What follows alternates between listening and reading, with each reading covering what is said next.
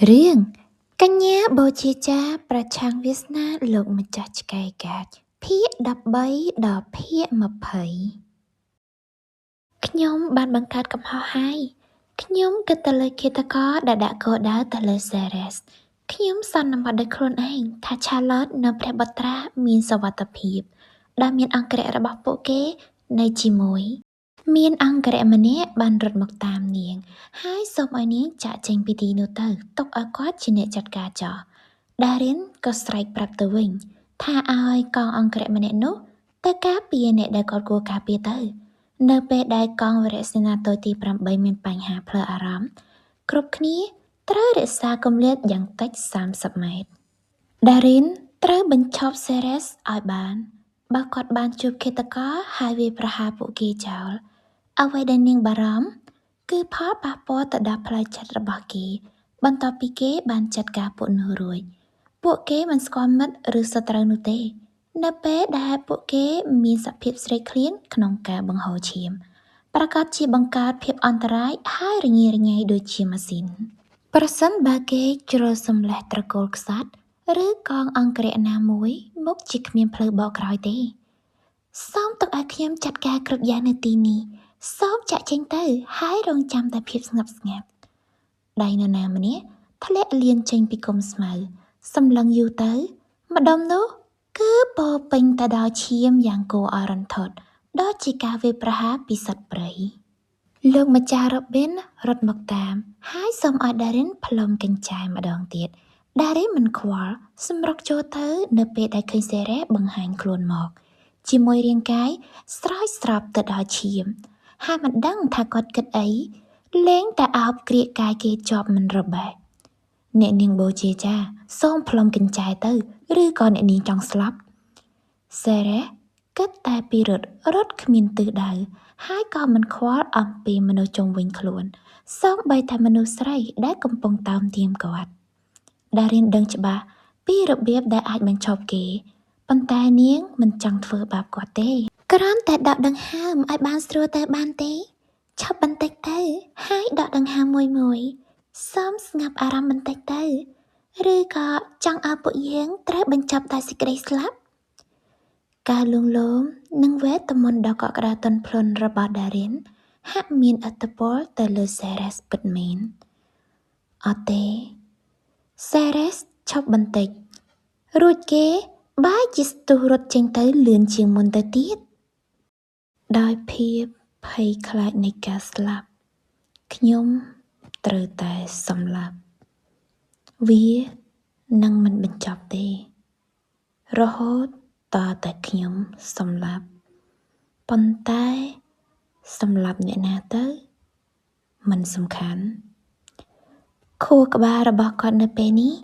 មានតែការសម្លាប់ដើម្បីសន្តិភាព Darin ប្រឹងស្រែកខូចជាខ្លាំងរហូតរបូតពាក្យមួយឃ្លាចេញមកសូមមេត្តាតើលោកមិនចង់រស់នៅឲ្យដូចជាមនុស្សធម្មតាទេឬ Ceres ឈប់ឆ្ងល់សត្រូវសុទ្ធតែសត្រូវទេវាគឺជាសំឡេងមួយកំពុងដង្ហោយហៅខ្ញុំតើលោកស្ងប់ចិត្តហើយឬនៅសំឡេងបេះដូងអីគេហ្នឹងអូសំឡេងបេះដូងទេដឹងចាំបន្តិចដាក់ខ្ញុំចុះសិនទៅ Darin ប្រាប់ឲ្យលេងតែ Ceres បែរជាអោបនាងណែនហើយកាន់តែណែនទៅ Darin បាននាំ Ceres មកជួបអ្នកនាង Charlotte និងព្រះបុត្រាសាជាថ្មីហើយក៏បានសុំព្រះរាជាទានតពីគ្រួសាររាជវង្សកុំមើលសភាពមួយបើ Ceres វិញឈាមនៅលើខ្លួនរបស់គាត់ហើរស្រោចបង្កើតបានជាស្នាមបាតជើងក្រហមឆ្អៅមួយផ្លូវបាត់ទៅហើយអូមិនអីទេការប៉ុនប៉ងធ្វើឃាតគ្មានអីផងដឹងទេគាត់និយាយចឹងអាងតែគេធ្វើឃាតពួកគាត់អត់បានសម្រេចចែនឹងនៅញញឹមប្រំប្រែងបានទៀតហើយក៏និយាយយ៉ាងផុយសូម្បីតែព្រះបុត្រាក៏មិនភ័យព្រួយដែរហើយនៅសរសើរទៀតថា Ceres លុយមែនតែនហើយក៏ចង់មកលេង Ceres ម្ដងទៀតនៅថ្ងៃក្រោយ Darren ឡើងហួសចិត្តម៉ែកូនពីអ្នកនឹងហ្មងឃើញនឹងភ្នែកហើយថាអាប៉ែនេះវាព្រៃផ្សៃប៉ុណ្ណាប៉ុន្តែនៅតែចង់មករកគេនៅថ្ងៃមុខទៀតកន្លែងហ្នឹងគេនិយាយគ្នាច្រើនមែនទែន admin សរុបមកគឺគាត់ពេញចិត្តសមត្ថភាពដោះស្រាយបញ្ហារបស់ Darren ហើយក៏ចង់និយាយជាមួយ Sarah ដល់ផ្ទាល់នៅពេលក្រោយបើអ្នកទាំងអស់គ្នាគិតថា admin កាត់ពេកអីអាចទៅមើលរឿងពេញដោយខ្លួនឯងបានណាមើលបាន free ហើយក៏មានបញ្ចប់មួយ season ដែរ admin សរសេរចំណងជើងរឿងជាភាសាអង់គ្លេសនៅក្នុង description ខាងក្រោមអ្នកនាង Charlotte បានចាប់ដៃជាមួយ Darren ដែលគ្មានខ្ពើមរអើមអ្វីទាំងអស់ទោះបីជាវាមើលទៅគួរឲ្យរន្ធត់ដោយសារតែឈាមយ៉ាងណាក៏ដោយឈប់សិនហេតុអីក៏ខ្ញុំមានអារម្មណ៍ដឹងដល់កម្លាំងទេវភាពចេញពីខ្លួនរបស់នាងកម្លាំងទេវភាពគឺជាកម្លាំងអាថ៌កំបាំងដែលមិនអាចវាស់វែងឬគណនាបានមានតែមនុស្សប៉ុន្មានអ្នកប៉ុណ្ណោះដែលត្រូវបានជ្រើសរើសធ្វើជាម្ចាស់និងមានតែ2-3អ្នកប៉ុណ្ណោះដែលអាចប្រើប្រាស់កម្លាំងទេវភាពបានទាំងស្រុងមានអ្នកខ្លះក៏រស់នៅទាំងមិនដឹងខ្លួនផងថាពួកគេមានកម្លាំងអាថ៌កំបាំងបែបនេះប៉ុន្តែហេតុអ្វីបានជានាងមិនដឹងទាំងដែលនាងមានកម្លាំងដែលមានអានុភាពខ្លាំងដល់ថ្នាក់នេះនៅពេលដែលអានុភាពរបស់ខ្ញុំបង្ហាញចេញមកគឺវាខ្លាំងក្លា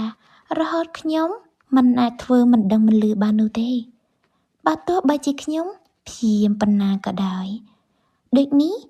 គូស្នេហ៍របស់ព្រះចៅអធិរាជមានកម្លាំងទេវភាពតែនេះជារឿងល្អមែនទេគូស្នេហ៍របស់ព្រះចៅអធិរាជមានកម្លាំងទេវភាព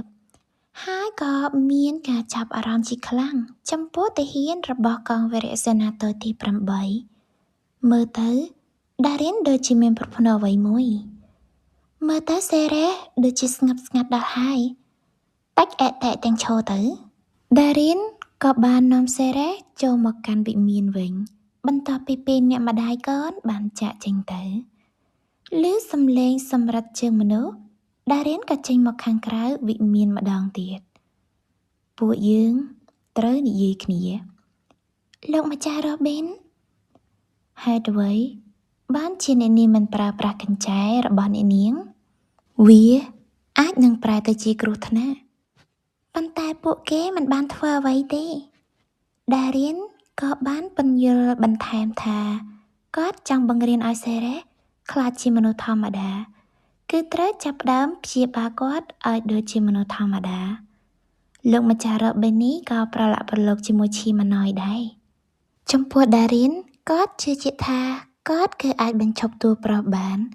លោកម្ចាស់ Robin ក៏មិនបាននិយាយអ្វីច្រើនទៀតដែរគាត់គឺនៅតែស្វាគមន៍ការសុំជំនួយប្រសិនបើ Darren ត្រូវការឲ្យគាត់ជួយតាមផ្លូវចាកចេញពីវិមានលោកម្ចាស់ Robin ដើរបណ្ដើរសិញ្ចាប់សិញ្ចាំងបណ្ដើរខ្ញុំបានប្រាប់ឲ្យនាងកែប្រែគាត់ឲ្យក្លាយជាមនុស្សប៉ុន្តែខ្ញុំមិនបានព្យាបាលគេដោយខ្លួនខ្ញុំទេខ្ញុំគិតថាខ្ញុំគួរតែបញ្ចប់គំនិតដែលគ្មានបានការតើពួកយើងពិតជាមានបំណងធ្វើឲ្យគេខ្លាចជាអភិជនពិតប្រាកដមួយរូបឬក៏គ្រាន់តែជាដំណោះស្រាយសម្រាប់អ្នកសម្ដែងដែលអាចដើរតួបានខ្ញុំគ្មានសញ្ញាអំពីគោលបំណងពិតប្រាកដរបស់ទ្រង់នោះទេលោកម្ចាស់ Robin ចង់សម្ដៅទៅដល់មនុស្សម្នាក់ដែលដាក់បញ្ជាគាត់មកពីខាងលើមិនដឹងថាបរិសម្នាក់ហ្នឹងគាត់ដាក់បញ្ជាឲ្យមើលថែ Sarah ហ្នឹងដោយចិត្តស្មោះឬក៏គាត់ចង់ប្រើគ្នានៅថ្ងៃអនាគតនោះទេបន្ទាប់មក Darren ក៏បាននាំ Sarah ទៅសម្អាតរាងកាយ Sarah ធម្មតាគាត់មើលទៅស្ដាប់បង្គាប់ហើយស្ងប់ស្ងាត់ណាស់យ៉ាប់តែពេលដែលជំងឺរបស់គាត់រើឡើងតា Darren ក៏ត្រូវសម្អាតខ្លួនដែរគាត់ដើរបណ្ដើរច្រៀងបណ្ដើរទៅកាន់កន្លែងងូតទឹក Sarah ចាប់ផ្ដើមដោះសម្លៀកបំពាក់បង្ហាញសាច់ដុំបង្អួតនេត្រាអ្នកទាំងអស់គ្នាទៀតហើយ Sarah លោកដៃទៅចាប់ដុំសាប៊ូហើយក៏ប្រញាប់ដកចេញមកវិញទន់ហើយរអិលក្លិនដ៏ទន់ភ្លន់ គ្រប់យ៉ាងគឺពិតជាប្រណិតណាស់គ្រប់យ៉ាងគឺពិតជាទន់ខ្សោយណាស់វាអាចនឹងវិនាសជាមួយនឹងសម្ពាធដ៏ស្ដួយស្ដាងដូចជាពពួកផ្កាដែលមានសភាពទុទីនៅក្បែរជើងរបស់យើងរសជាតិនៃអាហារមិនមានលក្ខណៈសំខាន់សម្រាប់ការវិនិច្ឆ័យនោះទេក្លិនក្រអូបតើវាសំខាន់សម្រាប់ការប្រតិបត្តិការដែរឬទេការសម្រាកនិងអនាម័យតើខ្ញុំត្រូវការពួកវាទេតើលោកចូលចិត្តវាឬក៏ស្អប់វា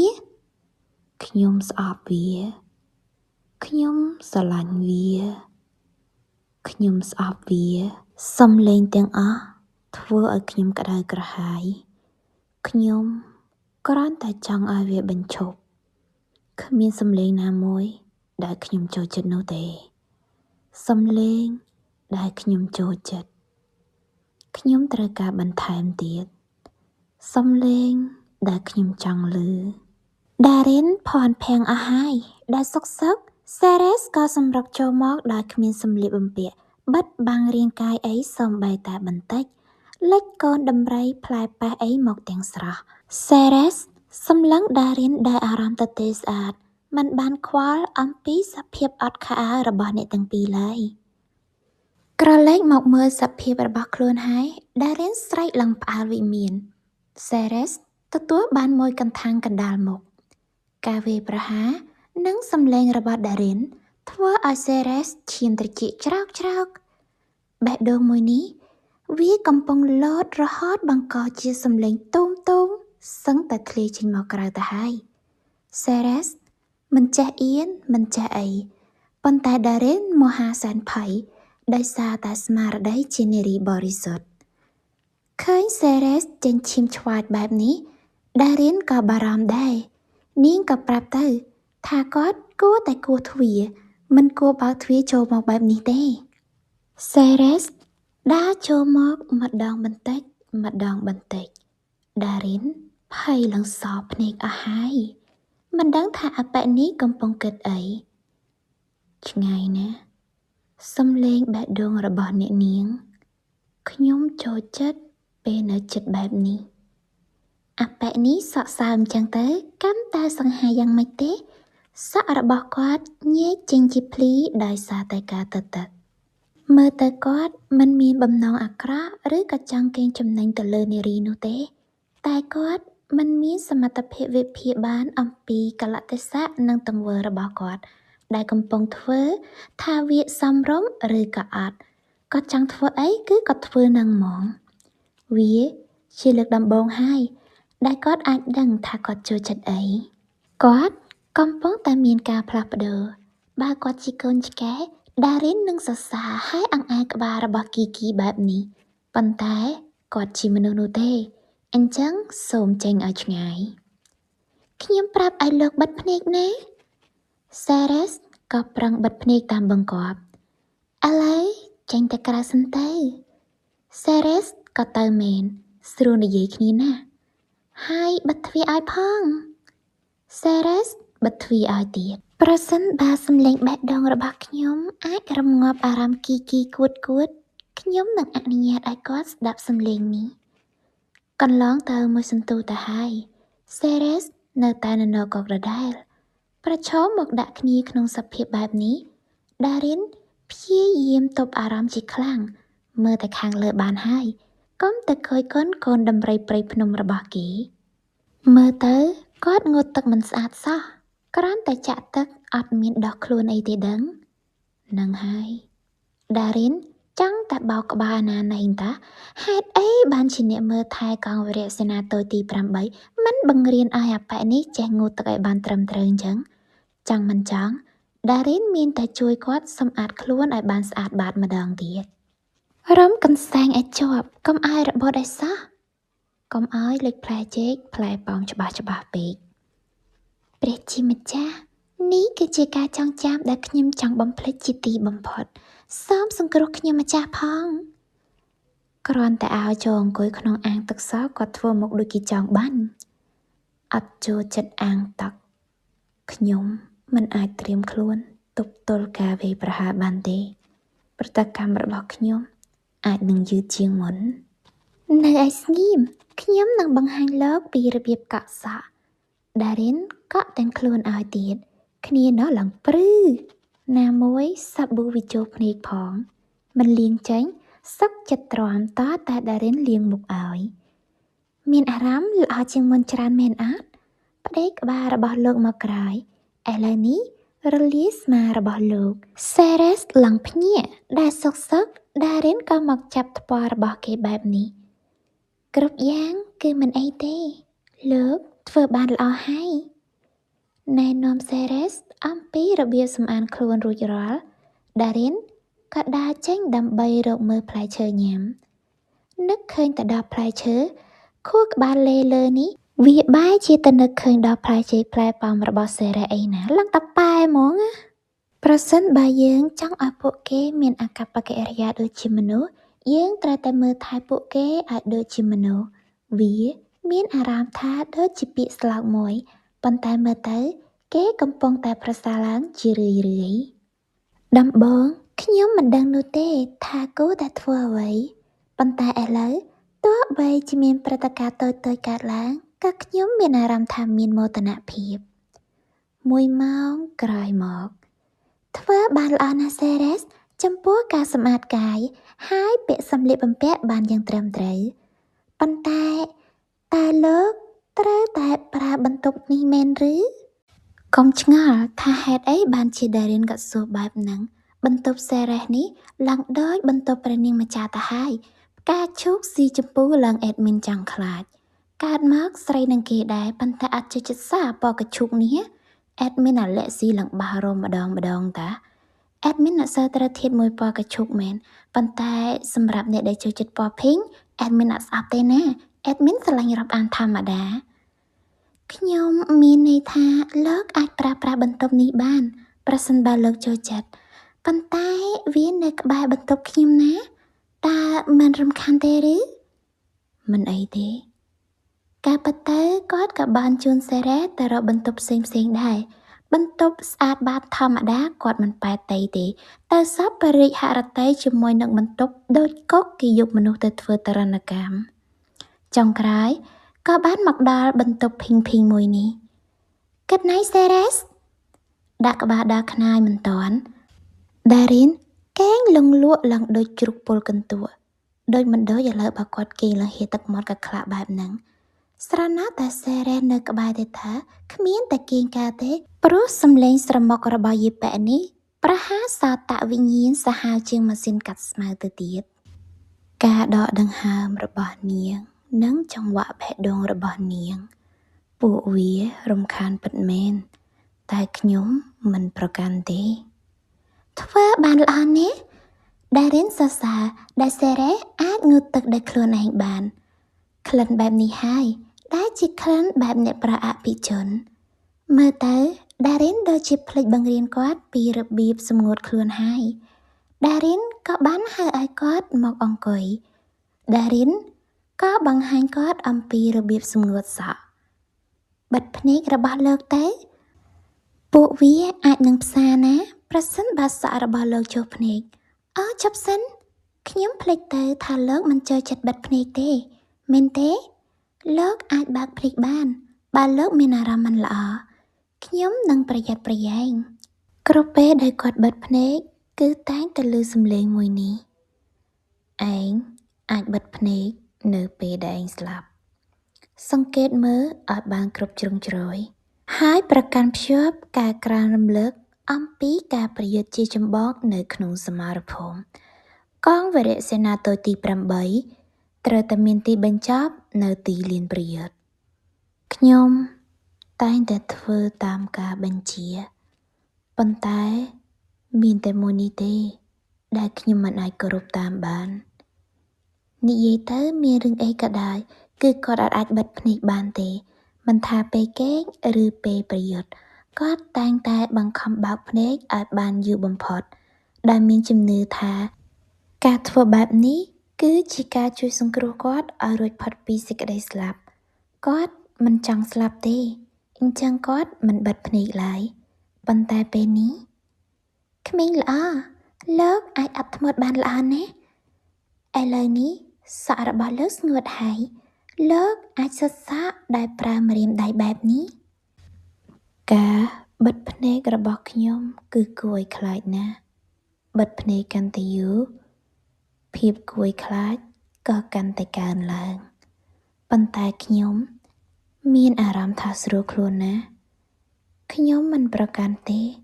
ដែលសម្ងំបែបនេះយូរបន្តិចទៀតដារៀនក៏បានយកកញ្ចក់មួយមកឲ្យសេរ៉េសមើលហើយសរសើរអំពីភាពសង្ហារបស់គាត់ប៉ុន្តែសេរ៉េសមិនដឹងថាភាពសង្ហានឹងអីគេផងក្រឡេកមកកាន់ទីតាំងមួយដែលមានរាងកាយលោកបូជាចារ្យម្នាក់កំពុងដេកដួលសន្លប់ខ្លួនប្រាណក៏ដាបទៅដល់ឈាមត្រង់នោះក៏មានវត្តមានរបស់លោកម្ចាស់រ៉ូប៊ីនផងដែរបរិសសក់ក្រហមម្នាក់នេះមើលទៅសភាពមិនសូវខុសពីសេរ៉េសនោះទេតើលោកជាអ្នកណាខ្ញុំគឺសេរ៉េសកាន់តែដូចជាអ្នកកំឡោះអភិជនហើយពីមួយថ្ងៃទៅមួយថ្ងៃនិយាយពីថាតែងខ្លួនបែបហ្នឹងទៅគឺសង្ហារកកន្លែងតោះចិត្តគ្មានសង្ហាបែបហ្នឹងដារិនសប្បាយតែងខ្លួនឲ្យហ្មងវាគឺមានសារៈសំខាន់ណាស់ដែលត្រូវសង្កេតមើលថាការអាវរបស់លោកមានរបៀបហើយទីកន្លែងណាដែលគ្រឿងតុបតែងរបស់លោកត្រូវមានលោកដឹងទេនៅក្នុងសង្គមជាន់ខ្ពស់ការផ្ចិតផ្ចង់តូចៗទាំងនេះគឺរៀបរាប់អំពីតម្លៃនៃសេចក្តីថ្លៃថ្នូររបស់លោកខ្ញុំនឹងចងចាំដារិនឆ្ងល់ណាស់ថាគាត់ចូលរួមក្នុងក្រុមកងវីរសេនាតូចដោយរបៀបណាទៅសេរ៉េសមិនចាំនោះទេថាគាត់ចូលរួមក្នុងក្រុមដោយរបៀបណាសូម្បីតែចុះហ្វឹកហាត់តាំងពីអាយុប៉ុន្មានក៏គាត់មិនដឹងដែរដារិនក៏បាននឹកឃើញអំពីវេទមន្តដែលលោកម្ចាស់រ៉ូប៊ីនបាននិយាយតួស្រីក៏បានប្រើប្រាស់វេទមន្តប្រមាណមើលការចងចាំរបស់គាត់បន្តិចតែវាមើលទៅដូចជាស្មុគស្មាញណាស់គាត់ក៏សម្រេចចិត្តបញ្ឈប់សិនដើម្បីកុំឲ្យមានផលប៉ះពាល់មិនល្អចំពោះសេរ៉េស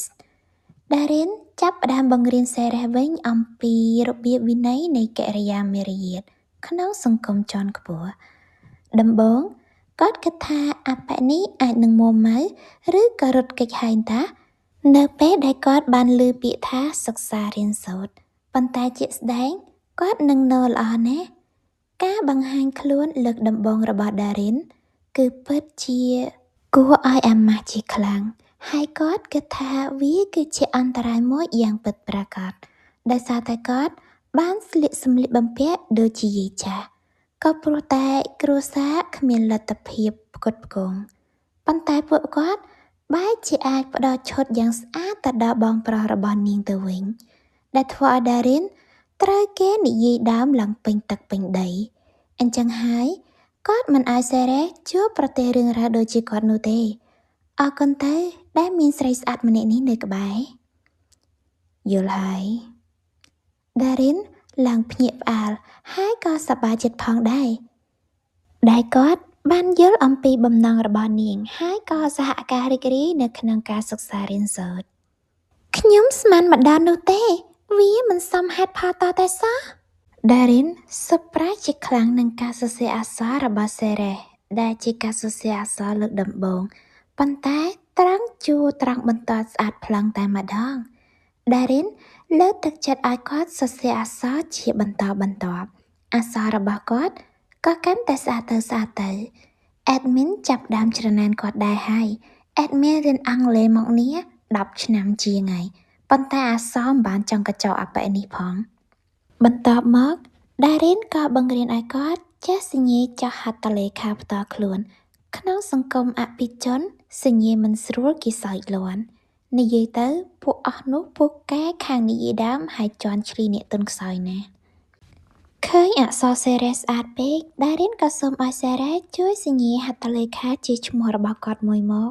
កុំឲ្យថាធ្វើដល់បូជាចារ្យប៉ុន្តែហត្ថលេខាមើលមិនបានគ្មានទេកុំមើលឲ្យសោះការរំពឹងខុសពីការពិតទាំងស្រុង អក្សរ Ceres ស្អាត ប៉ុន្តែមិនដឹងជាប្រកាសយកអីពេលមកសញ្ញាឈ្មោះឲ្យ Darin ណា admin ឡងអស់អីនិយាយហ្មង រកពាក្យថ្លែងលេងចេញ កុំសើចកុំយំ Darin អីគ្នាយើងហី លោកអាចប្រាប់ខ្ញុំបានបើលោកមិនចង់ធ្វើ ខ្ញុំធ្វើអស់ពីសមត្ថភាពហើយ Ceres ព្យាយាមធ្វើម្ដងទៀត គាត់តាំងចិត្តថាលើកនេះនឹងមិនធ្វើឲ្យបរាជ័យទៀតឡើយ ណាស់ហើយ អក្សរចេញមកអាដែល មានតែធ្ងន់ជាងមុនទៀត មើលយូរៗទៅអក្សរឡើងដូចហ្វូងតកូវទើបមកពីធ្វើសង្គ្រាម កម្ម Darin នឹងហ្មងណា Ceres ឃើញចឹងអីអស់កម្លាំងរលីង ពន្លឺព្រះអាទិត្យចាំងជះរស្មីចូលមកកាន់វិមាន សត្វចាបកំពុងប្រឡែងគ្នាលេងនៅក្បែរបឹងអួច Darin នៅក្បែរនោះហាក់មានសេចក្តីសុខជាខ្លាំងជាមួយជីវិតរស់នៅប្រចាំថ្ងៃ ព្រោះជារៀងរាល់ព្រឹកតែងតែភ្ញាក់មកជួបជាមួយនឹងបុរសសង្ហាដែលតែងខ្លួនយ៉ាងសមសួន ស្អាតបាតរងចាំនាងភ្ញាក់ពីគេង ថែមទាំងមានអាហារឆ្ងាញ់ៗដែល Ceres បានរៀបចំឲ្យ ធ្វើម្ហូប បោសផ្ទះ Ceres ឲ្យស្ពៃ ជីវិតសប្តាហ៍ថ្ងៃដោយលោកស្រីម្ចាស់អញ្ចឹង ដំបងគិតថាខ្លួនបែបត្រូវធ្លាក់ចូលនរកហើយតា ប៉ុន្តែក្រោយមកបែរជាបានមកដល់ឋានសួគ៌ទៅវិញ សៀវភៅនៅទីនេះ Ceres អានសឹងតែគ្រប់ក្បាលទៅហើយ រងចាំតែសៀវភៅថ្មីដែលលោកម្ចាស់ Robin នឹងផ្ញើមកបន្ថែម Darin គិតថានឹងបបួល Ceres ឲ្យមកធ្វើនំជាមួយគ្នាម្ដងទៀត ព្រោះអីធ្វើលើកមុនហ្នឹងមិនតាន់បានល្អនៅឡើយទេ ងាប់ហើយហើយចែក៏ដាក់ស្អីខ្លះនៅក្នុងនំហ្នឹង តើខ្ញុំអាចចូលបានដែរឬអត់ Ceres ឃើញរូបភាពនេះហើយមានអារម្មណ៍យ៉ាងណាដែរគ្នាយើង រីករាយនឹងការអភិវឌ្ឍខ្លួនរបស់គាត់ហ្មងណា ហើយអ្នកដែលរំភើបជាងគេគឺជាកញ្ញា Darin របស់យើងនឹងឯង លពលយកខំតសើមិនតាន់ផុតពីមាត់ផងគួតវិញបាត់ ដូចជាគាត់បានឃើញអ្វីមួយនៅខាងក្រៅ Darin ក៏ដើរតែអោបតួប្រុសពីក្រោយដើម្បីឲ្យគាត់ត្រជាក់ចិត្តដូចរាល់ដង ប៉ុន្តែលើកនេះគាត់ដូចជាមិនត្រជាក់ចិត្តសោះ សំឡេងគោះទ្វារលាន់ឡើងផាំងៗដោយការបន្ទីបន្ទាន់ Ceres តោះចុះទៅក្រៅមើលមាននរណាម្នាក់បានគោះទ្វារ អញ្ចឹងយើងត្រូវតែមើលថាជាអ្នកណា ចង់ចាំពីអ្វីដែលខ្ញុំបានបង្រៀនថ្ងៃនោះទេ តើលោកនឹងធ្វើអ្វីនៅពេលដែលមាននរណាម្នាក់មកគោះទ្វារ ពិនិត្យមើលថាតើគេជាអ្នកណា ហើយសម្រេចចិត្តឲ្យគេចូលមកក្នុងផ្ទះឬអត់ យក Ceres ទៅជាមួយ ប្រសិនបើមានឃាតករឬអ្វីមិនស្រួល Ceres ខំពួកវាអត់ទេអ្វីដែលខ្ញុំខិតខំកន្លងមកគឺខ្ញុំត្រូវធ្វើឲ្យគាត់ខ្លាចទៅជាលោកម្ចាស់សុភាពបារោះ ខ្ញុំមិនអាចឲ្យគាត់ត្រឡប់ខ្លាចជាគីគីវិញទេ Darin ក៏បានប្រើវេទមន្តបន្តិចបន្តួចការពារខ្លួនមុននឹងបើកទ្វារ ការពិតជាលោកម្ចាស់ Robin សោះស្មានថាពីណាគេតា ហើយអាប៉ែនោះពីណាគេនឹង តិចឡជាគូសត្រូវនឹងគ្នាក៏មិនដឹង ឃើញហើយ Ceres ចង់តែហក់ទៅកន្ទ្រប់ហ្មង ទេ Ceres សូមមេត្តាតែម្ដងនេះទេ ខ្ញុំគិតថាគាត់អាចសម្លាប់អ្នកគ្រប់គ្នាបាន ប្រសិនបើខ្ញុំអនុញ្ញាតឲ្យក្រុមលោកម្ចាស់ចូលទៅខាងក្នុង Darin មិនសូវចង់ឲ្យចូលទៅខាងក្នុងប៉ុន្មានទេ យ៉ាប់ត្រង់ថាប្រសពជាមួយនឹងទឹកមុខមួយហើយនាងធ្វើចិត្តដាច់មិនបានឡើយ សូមមេត្តាជួយពួកយើងផង Darin អោប Ceres ឲ្យត្រជាក់ចិត្ត ហើយធ្វើសញ្ញាឲ្យគ្រប់គ្នាយកគីគីរោមក្រហមទៅឲ្យផុតពីមុខពីមាត់ Ceres ទៅ មិនអីទេ ទៅបន្ទប់របស់លោកទៅគ្រប់យ៉ាងនឹងមិនអីទេអូខេ សូមមេត្តានេះគឺជាផ្លូវតែមួយគត់សម្រាប់បញ្ហាដែលគ្មានផ្លូវដោះស្រាយ Darin ញញឹមជាប់ប៉ុន្តែក្នុងចិត្តវិញរៀងក្តៅងុំៗហើយព្រោះមិនដឹងថាលោកម្ចាស់ Robin គាត់នាំបញ្ហាអីមកឲ្យនាងទៀត អាកាសធាតុស្រស់ស្រាយ សក់របស់ Ceres នៅតែទន់រលាស់ល្អបែបនេះលោកម្ចាស់ Robin អង្វរឲ្យ Darren ទទួលយកសមាជិកកងវីរសេនាតូចទី 8 ម្នាក់ទៀតផង Darren មិនចង់ទទួលទេព្រោះឮមកថាគេវិសតែនឹងសម្លាប់បូជាចារ្យម្នាក់ទៅហើយមើលទៅ Ceres ក៏កាន់តែមិនចូលចិត្តអបិសៈក្រហមនឹងទៀតតែឆ្លោះគ្នាចាប់បោចសក់សម្រាប់ខោអាវបង្អួតដំរីសខ្មៅគ្នាទៅគិតយ៉ាងម៉េចអាកន្លែងឆ្លោះគ្នានឹង admin អ្នកថែមលោកម្ចាស់ Robin នៅតែសូមអង្វរករដោយទឹកមុខកំសត់គាត់មិនឲ្យគេនៅជាមួយនឹង Darren រហូតនោះទេគឺត្រឹមតែមួយរយៈពេលប៉ុណ្ណោះទម្រាំគាត់អាចរកបូជាចារ្យថ្មីសម្រាប់គេបានហើយក៏មិនបាច់ត្រូវមើលថែគាត់ឲ្យអាចចូលក្នុងចំណោមសង្គមអភិជនដូចជា Ceres ដែរកុំឲ្យតែគាត់បង្កបញ្ហាទៅខាងក្រៅទៅគឺបានហើយប្រសិនបើ Darren មិនព្រមទទួលយកគេទេគេអាចនឹងត្រូវសម្លេះចោលម្នាក់ទៀតក៏ថាបាន Darren ថាំចិត្តជាខ្លាំងហើយមកប្រាប់ធ្វើអីមិនបានចង់ដឹងអីបន្តិចទេណាមកប្រាប់អញ្ចឹងអីអាណាគេដាច់ចិត្តប្រកែកទៅកើតសភាវៈសនិងខ្មៅក្នុងខ្លួន Darren កំពុងសម្របសម្រួលគ្នាលក្ខណៈថាមិនចង់ទទួលទេប៉ុន្តែបើមិនទទួលអបិនឹងងាប់បាត់ទៅ Darren ក៏រស់នៅមិនស្រួលចិត្តដែរសំខាន់បានលុយគុណនឹង2ទៀតគុណនឹង4ក៏លោកម្ចាស់ Robin ហ៊ានឲ្យដែរព្រះជាម្ចាស់បានមានព្រះបន្ទូលថាយើងមិនត្រូវបែកខ្នងដាក់សត្វលោកដែលត្រូវការជំនួយនោះទេទឹកលុយឈ្នះទឹកចិត្តដោយមិនបាច់ប្រឹងលោកម្ចាស់ Robin ឡើងដល់ថ្នាក់លុតជង្គង់ថ្វាយបង្គំទូលស្រីអរគុណណាអ្នកនាងបូជាចារ្យ Darren គឺជាទេពធីតារបស់ខ្ញុំហើយដូចនេះតើគាត់នៅក្នុងបន្ទប់នេះឬកុំទៅជិតគេមិនអីទេគេនិយាយថាគេបានធ្វើឲ្យគាត់សន្លប់ហើយអត់ទេគេភ្ញាក់ហើយងាប់ Darren ឥឡូវហើយ Darren ងាកទៅមុខវិញផងតែ Darren ឯងចាត់រយបាត់ហ្នឹង admin អ្នកមានរឿងតឲ្យ fan មើលទេណា